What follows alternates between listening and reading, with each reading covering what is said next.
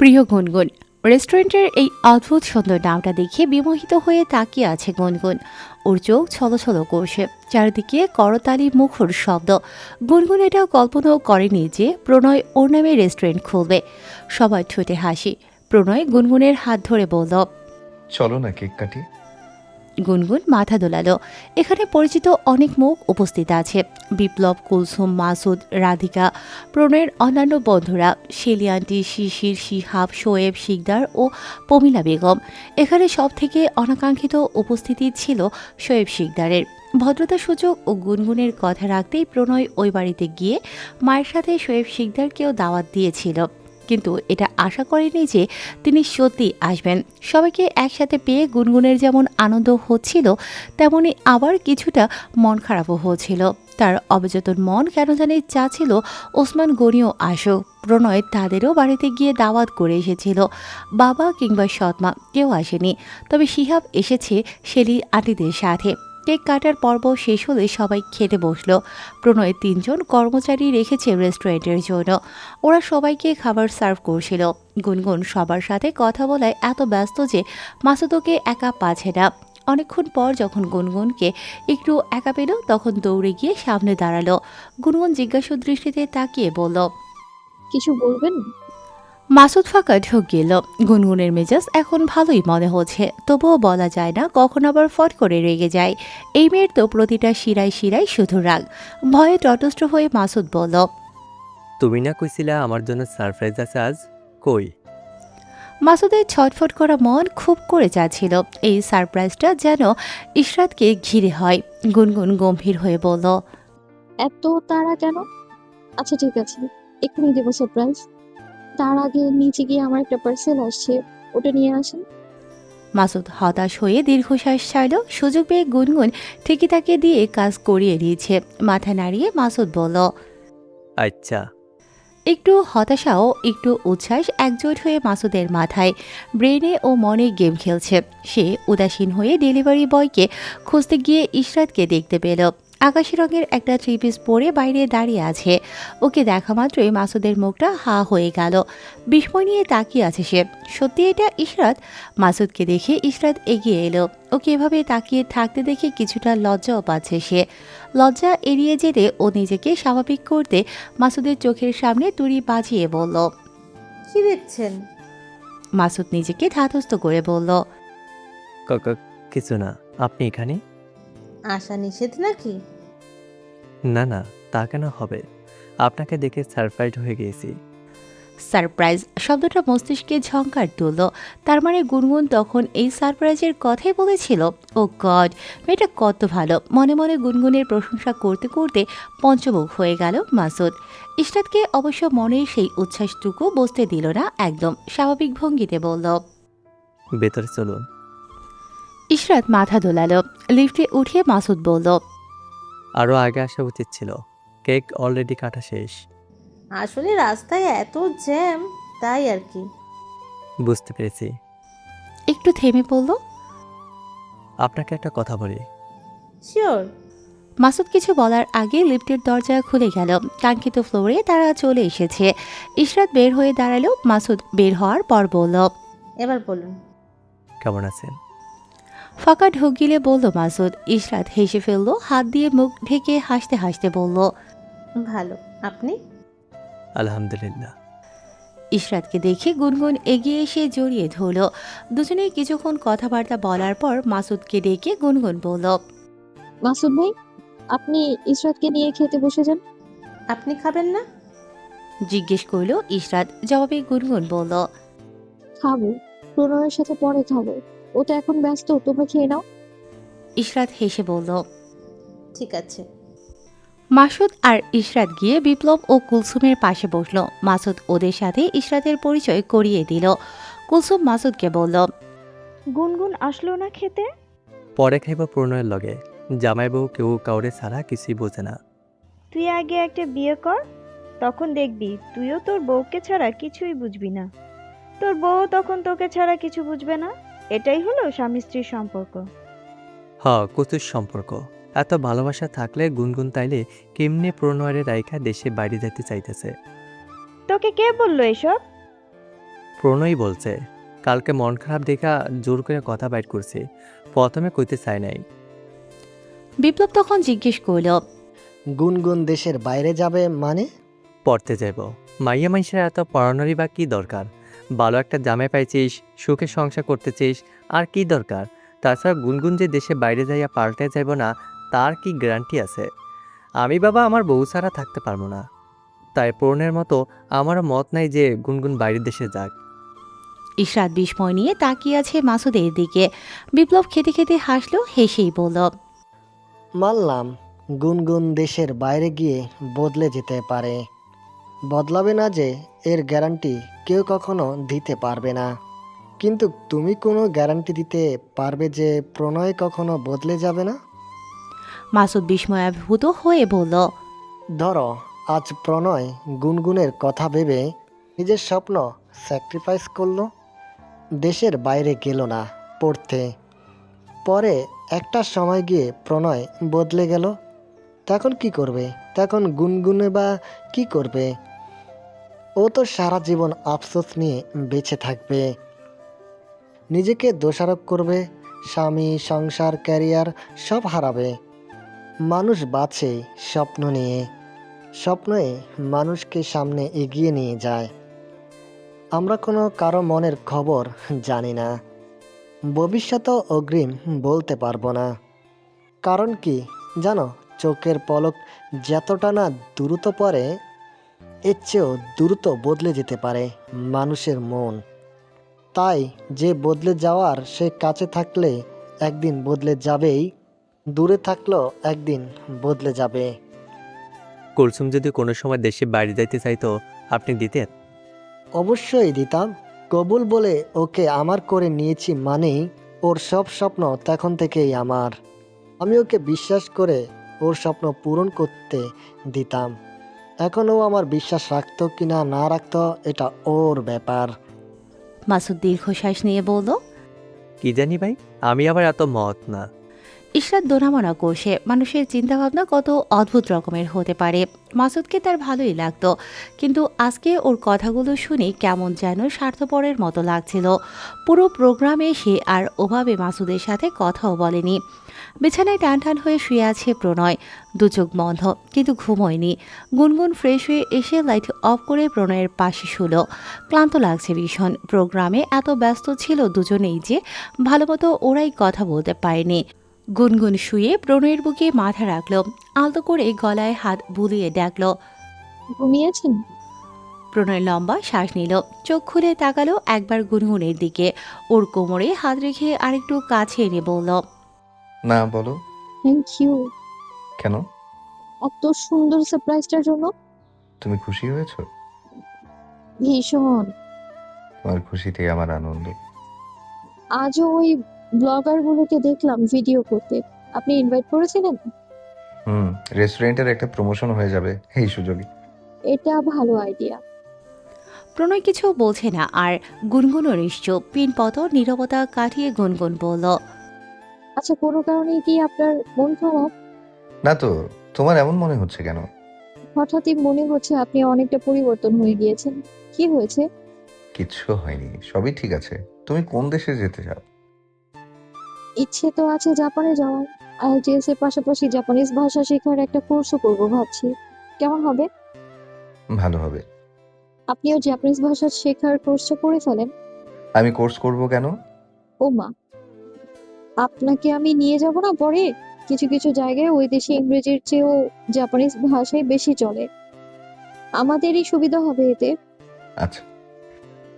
পুরো জাপান শহর আমরা ঘুরে বেড়াবো একদিন। আমার তো ভাবতেই ভীষণ আনন্দ হচ্ছে। প্রণয় কৌশলে গুনগুনকে আটকানোর চেষ্টা করে বলল, বাহিরের দেশে তো পড়াশোনার অনেক খরচ গুনগুন, এত টাকা পয়সা আমি। গুনগুন প্রণয়কে থামিয়ে দিয়ে বলল, আপনি কোনো চিন্তা করবেন না, জাপানের ওসাকাতে আমার মামা আছে, মামাই সব ব্যবস্থা করে দেবে। প্রণয় অবাক হয়ে বলল, তোমার মামা আছে? হ্যাঁ, মামা তো আরো অনেক আগে থেকেই যেতে বলেছে, কিন্তু আমি চাইনি লং টাইম মামার উপর ডিপেন্ডেন্ট হয়ে থাকতে। এখন মাস্টার্স করতে গেলে সব আমি নিজেই সামলে নিতে পারবো। টাকা পয়সা মামাই দেবে। যখন আমাদের অনেক টাকা হবে তখন না হয় মামাকে সবটা ফেরত দিয়ে দেবো। যদিও জানি মামা কখনই টাকা ফেরত নেবে না। প্রণয় আরও চিন্তাগ্রস্ত হয়ে বলল, হুম। আকাশের আজ মন ভালো নেই, কালো মেঘ করেছে, একটু পরেই হয়তো ঝুপঝুপ করে বৃষ্টি নামবে। ক্যাশিয়ারে উদাসীন হয়ে বসে আছে প্রণয়। গুনগুন রাধিকার সাথে আইএলটিসির কোচিং সেন্টারে ভর্তি হয়েছে, ক্লাসে গেছে সকালে, রাত দিন খুব পড়ছে। প্রণয়ের মাঝে মাঝে গুনগুনকে দেখলে ভীষণ মায়া হয়। নিজের স্বপ্ন পূরণের জন্য মেয়েটি কত চেষ্টা করছে, আবার নিজের কথা ভাবলে তখন নিজের জন্য কষ্ট হয়। সে তো নিজেও গুনগুনকে ছাড়া থাকতে পারবে না। যতই বলুক গুনগুন ওকে নিয়ে যাবে, তবুও তো সেটা লম্বা সময়ের ব্যাপার। 6 মাস থেকে 1 বছর, এতগুলো দিন গুনগুনবিহীন তো সে শেষ হয়ে যাবে। তার ভাবনাগুলো হয়তো স্বার্থপরের মতো হয়ে যাচ্ছে, কিন্তু সেই বা কী করবে। দোস্ত, মাসুদের ডাকে হুঁশ ফিরল প্রণয়ের, সোজা হয়ে বসে বলল, বলো। ইশরাতের লগে কি গুনগুনের আর কথা হয়েছিল? মনে হয় না, কেন? না, এমনি। ওই দিনের পর আমার লগেও আর কথা হয় নাই, যাওয়ার সময় বলেও যায় নাই। উল্টাপাল্টা কিছু বলছিস নাকি? আরে না, কথাই তো হয় নাই ঠিক মতো। ও গুনগুনের থেকে ওর নাম্বারটা নিয়ে আমাকে দিস তো। আচ্ছা। প্রণয় উঠে দাঁড়ালো, টেবিলের ওপর থেকে ফোনটা নিয়ে পকেটে ঢুকিয়ে বলল, তুই এদিকটা দেখিস, আমি আসছি একটু পর। আচ্ছা। রেস্টুরেন্ট থেকে বেরিয়ে প্রণয় সোজা কুলসুমের বাসায় গেল। মাসুদের সাথে কিছু শেয়ার করে লাভ নেই, কারণ প্রণয় যাই বলে আর যেই সিদ্ধান্তই নেয় না কেন মাসুদ চোখ বুজে ওকে সাপোর্ট করে। প্রণয় এতে হালকা হতে পারে না, ভালো মতো কোনো সিদ্ধান্ত নিতে পারে না। তাই কুলসুমের কাছে এসেছে। দরজা খুলে প্রণয়কে এই সময় দেখে কিছুটা অবাক হলো কুলসুম। ভেতরে যাওয়ার জায়গা দিয়ে বলল, কিরে হঠাৎ এই সময় কিছু হয়েছে? প্রণয় সোফায় বসে থম মেরে রইল কিছুক্ষণ, এরপর অস্থির হয়ে বলল, আমার তো কিছু ভালো লাগছে না দোস্ত। কুলসুম জিজ্ঞেস করল, তোকে এত চিন্তিত দেখাচ্ছে কেন? কি হয়েছে? গুনগুন দেশের বাইরে যেতে চাচ্ছে। আমি চাই না আমাকে ছেড়ে ও চলে যাক। আবার ওর স্বপ্ন ভাঙার কথাও বলতে পারি না। ও কষ্ট পাবে, এটাও আমি সহ্য করতে পারবো না। হ্যাঁ, যাওয়ার কথা বলেছিল আমায়। তোকেও তো নিয়ে যাবে পরে স্পাউস ভিসায়। আমি ওর সাথে গিয়ে কি করব? কি করবি মানে? এটা আবার কেমন প্রশ্ন? আরে, আমি কি দেশের বাইরে গিয়ে বসে বসে খাবো? আমার গ্র্যাজুয়েশনও কমপ্লিট হয়নি। আমি তো কোনো ভালো জবও পাবো না। গুনগুনের উপর ডিপেন্ডেন্ট হয়ে যাব না? ও পড়াশোনা করবে নাকি আমার দায়িত্ব নেবে? কুসুম অবাক হয়ে জিজ্ঞেস করল, এখন তুই কি চাচ্ছিস? আমি চাই ওর মাথা থেকে দেশের বাইরে যাওয়ার ভূতটা নামুক। ওকে ছাড়া আমি থাকতে পারবো না। আবার ওর সাথে আমি যেতেও পারবো না, কারণ গিয়েও কোনো লাভ নেই। তুই ওর স্বপ্ন নিয়ে ভাবছিস না একটাবার? ভাববো না কেন? ও মাস্টার্স করুক, তাতে তো আমার কোনো সমস্যা নেই। কিন্তু সেটা দেশেই করুক, দেশের বাইরে কেন যেতে হবে? প্রণয়, এইটা ওর স্বপ্ন। ও দেশের বাইরে পড়তে চায়। তুই কেন ওর এই স্বপ্নের মাঝখানে বাধা হয়ে দাঁড়াচ্ছিস? ওকে ছাড়া থাকতে পারবি না বলে, নাকি নিজের অপারগতার জন্য?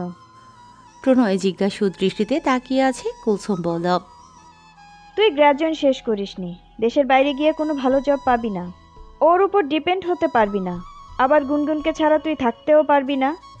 এই সমস্ত কিছুই তোর অপারগতা, তোর ব্যর্থতা, তোর কমতি। গুনগুনের না। ও কেন তোর জন্য ওর স্বপ্ন বিসর্জন দেবে? ওর তো কোনো কমতি নেই। ওর তো সব যোগ্যতা আছে। সব যোগ্যতা থাকার পরও ওর স্বপ্ন বাদ দিতে হবে শুধু এই জন্যে যে ও এখন তোর বিয়ে করাবো? মেয়েদের ভালো বউ হওয়া ছাড়াও অন্য স্বপ্ন থাকতে পারে। সবাই শুধু বউ হওয়ার স্বপ্নই দেখে না প্রণয়। যারা অ্যাম্বাসিয়াস গার্লস, ওদের স্বপ্ন থাকে, গোল থাকে। স্বামী হিসেবে তোর উচিত এখন ওর পাশে থাকা। যদি দেশের বাইরে গিয়ে ও আমাকে ভুলে যায়, আমাকে ছেড়ে দেয়, আমার থেকে বেটার অপশন পায়। প্রণয়, তুই কি পাগল হয়ে গেছিস? তোর মাথায় এসব কথা কে ঢুকাচ্ছে? শোন আমার কথা, তুই কি এটা মানিস যে গুনগুনের হাতে এখনো বেটার অপশন আছে? মানে? ও চাইলেই এখনো তোকে ছেড়ে দিতে পারে। মানিস? হুম। তাহলে তোকে ছাড়ার জন্য ওর দেশের বাইরে যাওয়া লাগবে কেন? যে ছাড়া সে যে কোনো জায়গায় যে কোনোভাবেই ছেড়ে চলে যাবে। আটকাতে পারবি না। সম্পর্কে যখন বিশ্বাসের ভিত নড়বড়ে হয়ে যায়, তখন সেই সম্পর্কেও আস্তে আস্তে ভাঙন ধরতে শুরু করে। বিপ্লব আর আমার কথাই ধর, আমরা দুজন থাকি 2 জেলায়। আমরা কি চাইলেই পারি না দুজন দুজনকে চিট করতে? ও তো চাইলেই পারে সিলেটে আরেকটা বিয়ে করতে, প্রেম করতে। কিন্তু আমার মাথায় এসব কখনোই আসে না। আবার আমরা একসাথে থাকতে পারি না কেন বলতো? আমার জন্যেই। আমার বাবা মা থাকে এখানে, আর কোনো ভাই বোন নেই যে ওদের দেখবে। আমি যেন ওদের দেখাশোনা করতে পারি, তাই আমাকে এখানে রেখে গেছে। আব্বু আম্মুকে আমার বাসায় চাইলেই রাখতে পারতাম না, কিংবা আমি চাইলেই ওই বাসায় যে থাকতে পারতাম না? পারতাম, কিন্তু বিপ্লব কখনোই চাইনি কেউ আমার দিকে কিংবা আব্বু আম্মুর দিকে আঙ্গুল তুলে কথা বলুক। বিয়ের পরও যদি আমি তাদের বাসায় থাকি, মানুষ কথা শোনাবে। আবার আব্বু আম্মুকে আমার সাথে রাখলে বিপ্লবের পরিবার বাঁকা দৃষ্টিতে দেখবে। এসব ভেবে ডাবল খরচ হওয়া সত্ত্বেও আমাকে আলাদা একটা বাসায় রেখেছে। ওদের বাসা কিশোরগঞ্জ। ওখানে থাকলে বাবা মাকে দেখতে পারতাম না বলে আমাকে ওদের বাসায়ও রাখেনি। এই যে এত স্যাক্রিফাইস, আমার প্রতি এত সম্মান, এসবের পরে আমি কিভাবে কখনো ওকে অবিশ্বাস করতাম? ঠিক এইভাবেই গুনগুনের কথাও ভাব।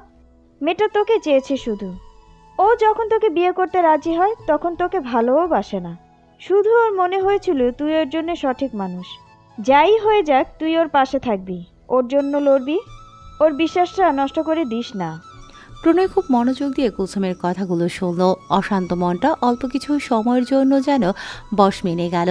কুলসুম আরও অনেক কিছু বলে বাস্তবতা ও স্বপ্নের ফারাক বোঝাতে লাগলো প্রণয়কে। প্রণয়ের সব বুঝেছিল, কিন্তু যেই মুহূর্তে বাড়িতে ফিরে সে গুনগুনকে দেখল, তার সব কিছু এলোমেলো হয়ে যাচ্ছিল। বাড়ি ফিরলেই দৌড়ে এসে গুনগুনের দরজা খুলে দেয়া, ওকে দেখে মিষ্টি হাসা জড়িয়ে ধরা, দুজন দুজনকে খাইয়ে দেয়া, এসব কিছু তার থেকে দূরে চলে যাবে। গুনগুন চলে যাওয়ার সাথে সাথে প্রণয় তো এসব কিছুতেই মানতে পারবে না, সহ্য করতে পারবে না। অপরদিকে সে গুনগুনের কষ্ট সহ্য করতে পারবে না। সারা জীবন গুনগুন না পাওয়া নিয়ে ওর সাথে বেঁচে থাকবে, সংসার করবে, এই কষ্টও তো প্রণয় মেনে নিতে পারবে না। তাহলে প্রণয় এখন কি করবে? কি করলে তার অশান্ত মন শান্ত হবে সে বুঝতে পারছে না। রাত প্রায় 2টো বাজে। চারিদিক নীরব নিস্তব্ধ, সবাই ঘুমিয়ে পড়েছে। প্রণয়ও ঘুমোচ্ছে, কোথাও কোনো টুস শব্দ পর্যন্ত নেই। কেবল ঘরের মধ্যে একটা টেবিল ল্যাম্প জ্বালিয়ে গুনগুন নীরবে পড়ছিল। একাধারে অনেকক্ষণ বসে থাকায় পিঠ কোমর একদম ধরে গিয়েছে, ঘাটটাও ব্যথা করছে। সে চেয়ারে হেলান দিয়ে আকাশমুখী হয়ে বসল। কিছুক্ষণ চোখ বন্ধ করে রেখে ঘাড় কাত করে ঘুমন্ত প্রণয়ের দিকে তাকালো একবার।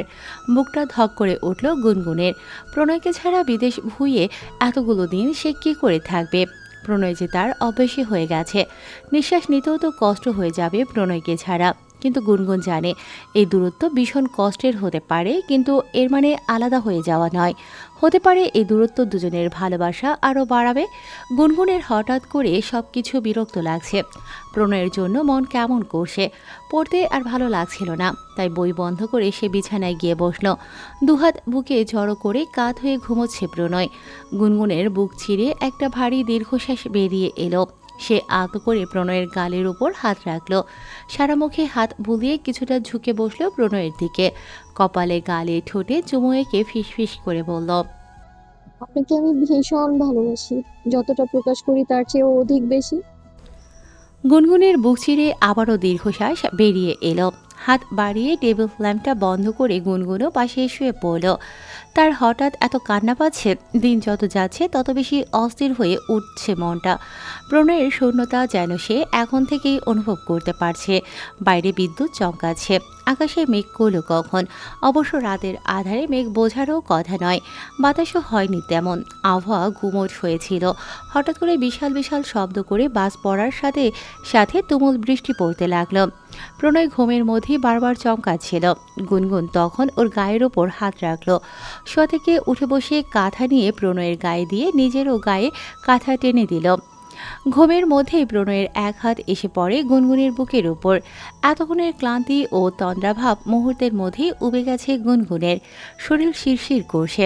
সে প্রণয়ের হাত সরিয়ে দিতে গেলে প্রণয় এবার আরেক হাত গুনগুনের পিঠের নিচে দিয়ে নিয়ে পেট ধরে আরও কাছে নিয়ে এলো। গলায় মুখ ডুবিয়ে বলল, যেও না।